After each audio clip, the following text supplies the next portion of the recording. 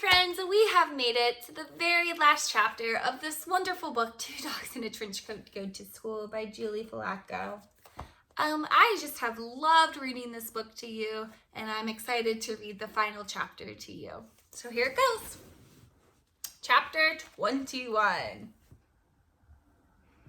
She doesn't look too happy standing there. The door to the classroom swung open, and Mrs. Barkanoff, the principal, burst in. "Just what's going on in here?" she said. "I could hear screaming and banging. It sounds like some sort of rock and roll shenanigans." "No shenanigans," said Watto. "Just learning. Mrs. Toohey, you know Mrs. Toohey, our great teacher?" Mrs. Toohey waved from the near windows, still catching her breath. "Mrs. Toohey is the best teacher," Watto went on. "She knows that the way students learn best is through hands-on learning. We were doing an oral report and a big project and a science experiment all rolled into one today. Plus, there was math in there, I think, and gym, definitely some gym mixed in. It was amazing and so incredibly educational." Mrs. Barkanoff looked around the room. The children were smiling and nodding. "I learn a ton every day," said Bax, "but I learned the most today."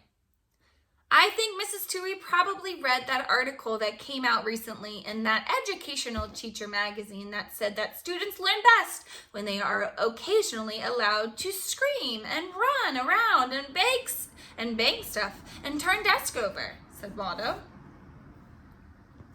Mrs. Toohey was next to them now, but was still speechless. She honestly wasn't even sure what had just happened. "Oh, yeah, I heard about that," said Stuart. "It's called primal teaching or paleo teaching. One of those." "Good one," said Bax, and fist bumped Stuart. "Is that true, Mrs. Toohey?" asked Mrs. Barkanoff. "Mostly," said Mrs. Toohey. "We are definitely learning. It was an extremely educational afternoon. You know what they say, you can't make a student smarter without breaking a few desks." "Do they say that?" asked Mrs. Barkanoff. "They sure do," said Mrs. Toohey.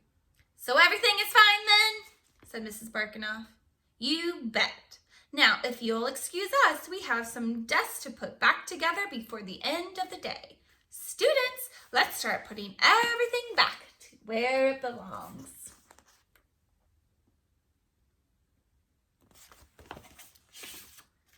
Everyone started picking up the mess, still laughing and talking about how amazing Stuart's presentation had been.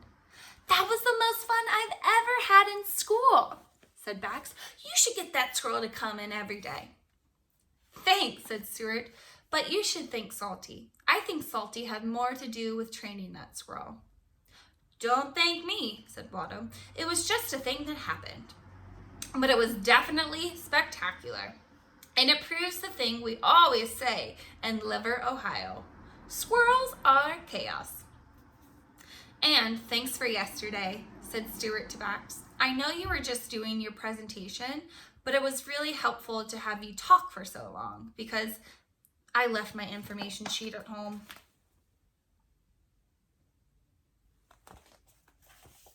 "I know," said Bax. "I knew you didn't have it." "You did?"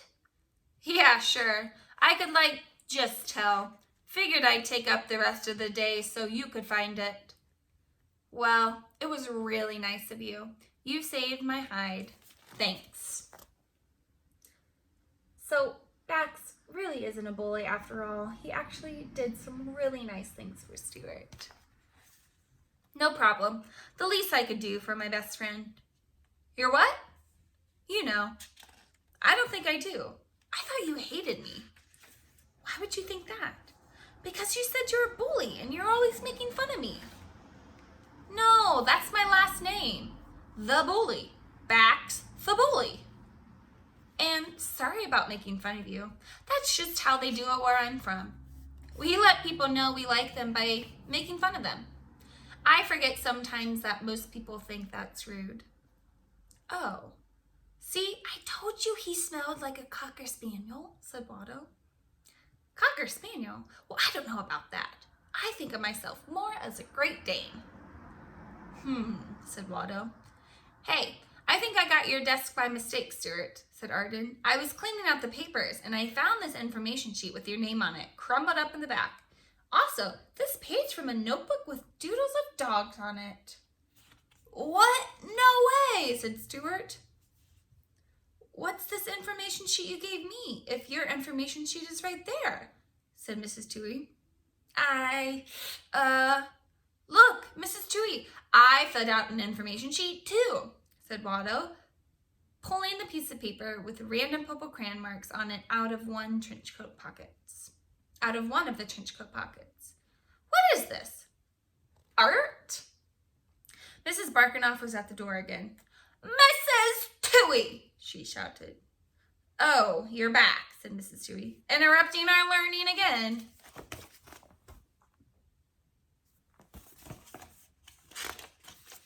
Great news, said Mrs. Barkinoff. The National Organization of Superior Education just dropped this off. She held a framed certificate out to Mrs. Toohey. The nose?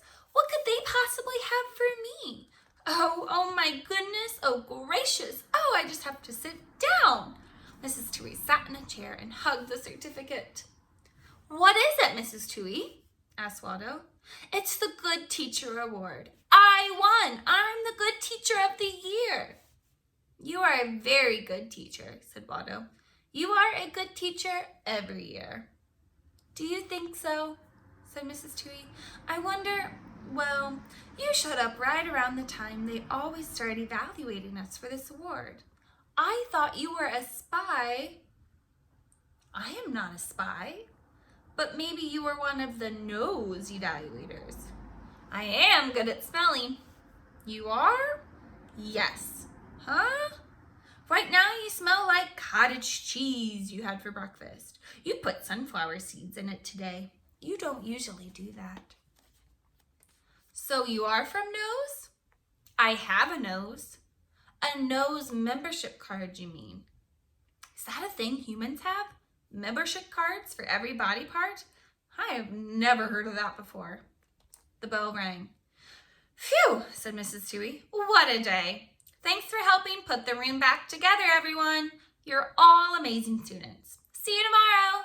Oh, Stuart, come here for a moment. Stuart nervously shouldered his backpack and went to Mrs. Toohey's desk.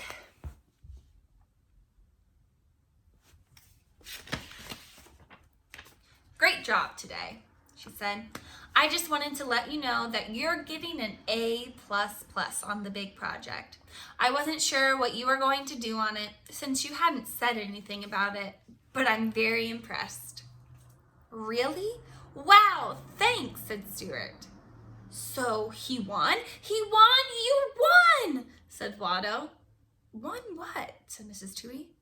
Never mind. Come on, let's go, said Stuart, and walked out of school with Salty.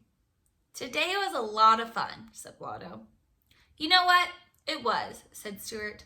I never thought I'd say this, but I really like school now. Thanks to you guys. You're such good dogs. I really like school too, said Watto. But maybe sometimes we will say we are on a research vacation or an underwater investigation or a secret field trip, said Sassy, so we can stay home to nap. Hey, it's a really nice day, said Stuart, opening the back gate to let the dogs into the backyard. Let's go run around in the park. And so they did. That night at dinner, the dogs had their kibble and then half dozen of the kitchen floor. That night at dinner, the dogs ate their kibble and then half dozed on the kitchen floor, relaxed and happy, knowing they had saved Stuart from the evil overlord. Stuart told his parents most of the details about his squirrel project. Stuart's mom told a story about running out of printer toner. And then Stuart's dad said, "You know what's the weirdest thing? I found this old trench coat that I used to wear in college. I haven't seen this thing in ages, but I just found it on the floor by the back door. I'm pretty sure I had it dry cleaned before I put it away in the closet. But it's covered in dirt and grass stains now. And we know why." Both dogs stood up. Stuart knew he should say something, but he wasn't sure. I suppose I should just throw it away, said Stuart's dad. No, said Stuart, Watto, and Sassy. No, said Stuart, Watto, and Sassy at once, though to Stuart's parents it just sounded like dogs were barking. I want it, said Stuart. Well, okay then, said Stuart's dad.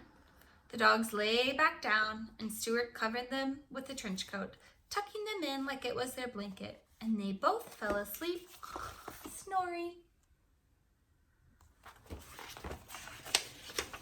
And that is the end of the book, Two Dogs in a Trench Coat Go to School. Let's give some fireworks for that book. If you have a favorite part, I can't wait to hear about it. Bye, everyone.